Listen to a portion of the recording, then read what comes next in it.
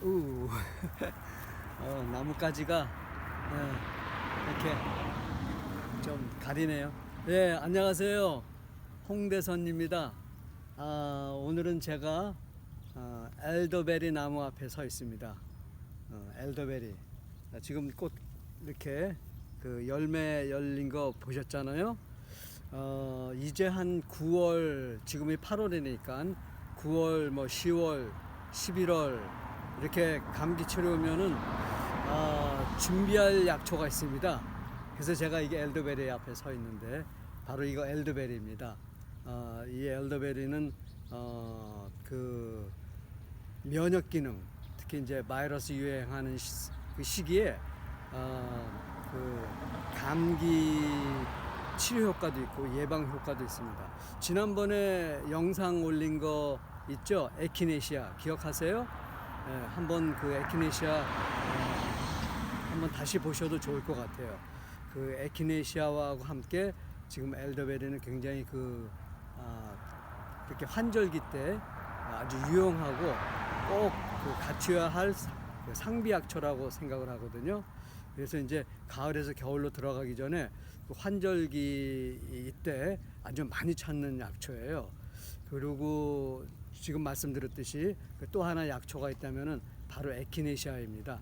에키네시아하고 엘더베리는 아주 그 환절기 때 많이 쓰이는 약초죠. 그래서 에키네시아는 지난 영상 참조하시고, 그래서 우선 엘더베리 효능을 한번 볼까요? 우선 첫 번째 그 에키네시아랑 굉장히 유사해요. 첫 번째 그 엘더베리는 면역 기능을 강화하고 그다음에 그 염증성 질환에 또 사용하죠. 그리고 또 감기철, 물론 지금 말씀드렸듯이 감기철에 뭐 열이 되거나 그럴 때도 좋습니다. 물론 예방에도 좋고요.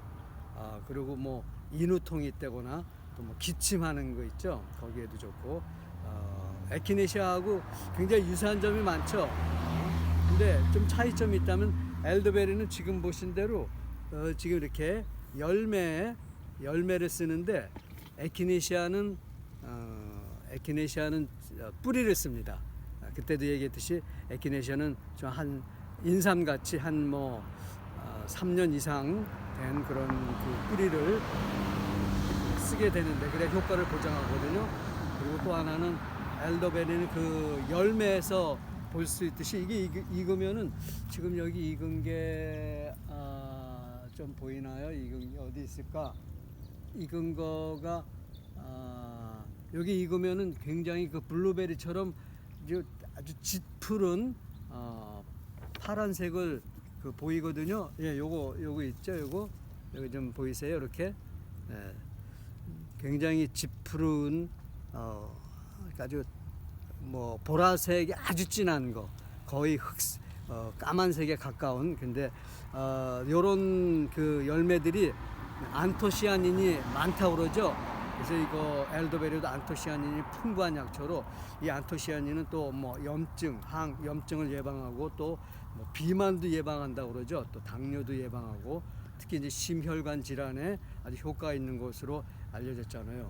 뭐 물론 뭐 바이러스에 대한 저항력을 높이고 또 요즘 같이 이렇게 코로나19가 유행하는 시기에도 좀 필요한 시기인데, 좀 미국도 지금 뭐 이 코로나 때문에 굉장히 어렵습니다.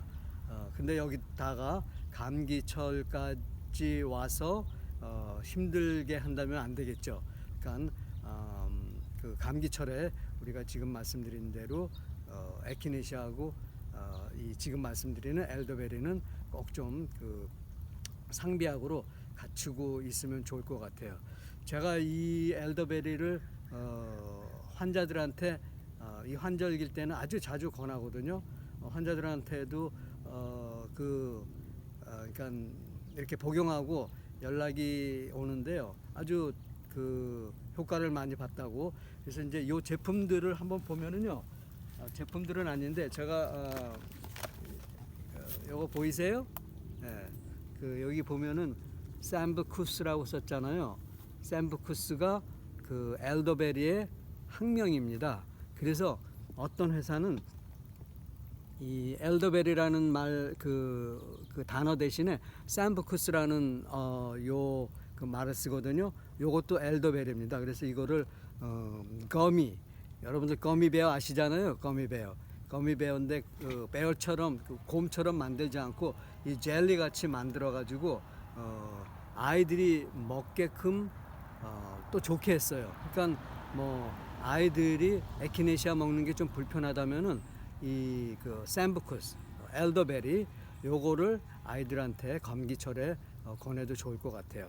한 가지 요게 조금 이건 제가 좀 염려되는 건 아니지만은 뭐 보통 분들은 문제 없지만 당이 좀 염려되시거나 당뇨가 있으신 분들은 요런 그 젤리 타입으로 또는 이렇게 뭐 거미 형태로 만드는 거는 설탕 함유량이 좀 많아요. 물론 뭐 크게 뭐 많이 음식처럼 먹는 건 아니더라도 뭐 전 개인적으로는 이렇게 설탕이 많이 함유되어 있는 제품들은 잘 권하지 않거든요. 그렇지만 뭐 당이 없는 분들은 문제가 없으시고 그렇지만은 이런 게 좀 염려되신다면은 캡슐로 또는 뭐 이게 액체 상태로도 그러니까 추출해서 많이 나와 있습니다. 제가 지난번에 월마트도 갔었잖아요. 그리고 어디들 갔었나요? 마더스 마켓도 갔었고 홀푸드 갔었고 거기에 쭉 그 영상을 보여드리면서 엘더베리도 잠깐 보여드렸잖아요. 네, 그러니까 이런 제품들을 제가 그 소개한 것들 그 영상을 좀 보시면서 참고하시면은 여러분들이 뭐 어렵지 않게 이런 엘더베리 제품을 구하실 수가 있어요. 그래서 이제 요번에 이제 말씀드린 대로 에키네시아도 기억을 하시고 엘더베리도 기억을 하시는데 한 가지 여러분들이 이것도 굉장히 중요한 내용이에요. 어떤 약초든지 만병통치약이 있다고 생각하시면 안 됩니다.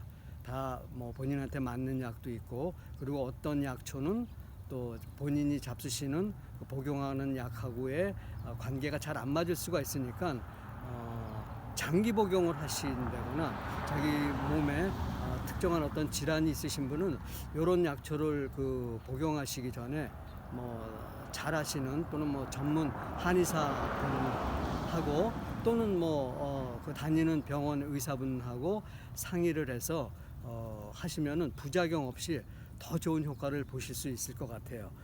그런 거 꼭 명심을 하시면 좋을 것 같아요. 제가 요건 제가 지은 책인데요. 요거 한의사가 꼭 알아야 할 서양 약초인데 여기에도 제 엘더베리 내용이 있거든요. 제가 요 내용 하나만 더 읽어드리고 오늘 영상을 마무리해 보도록 할게요.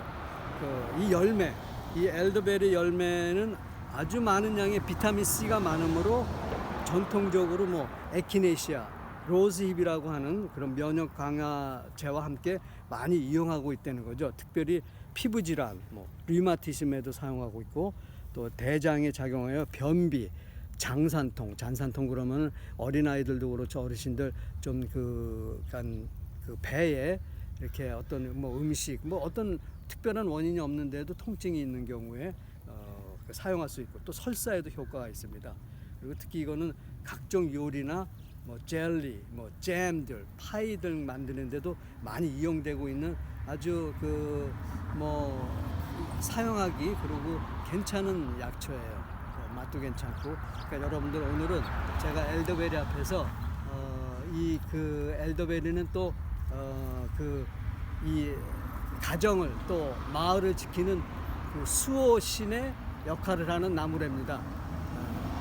그런 것처럼 마을을 지키지 마을도 물론 지키겠지만은 개인적으로는 여러분들의 건강을 지켜주는 약초로서 에키네시아와 함께 여러분들 생활에 많이 이용됐으면 좋겠습니다.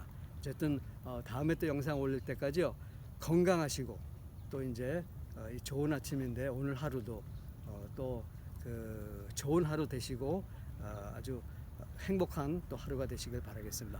오늘 여기까지 하겠습니다. 예, 안녕히 계세요.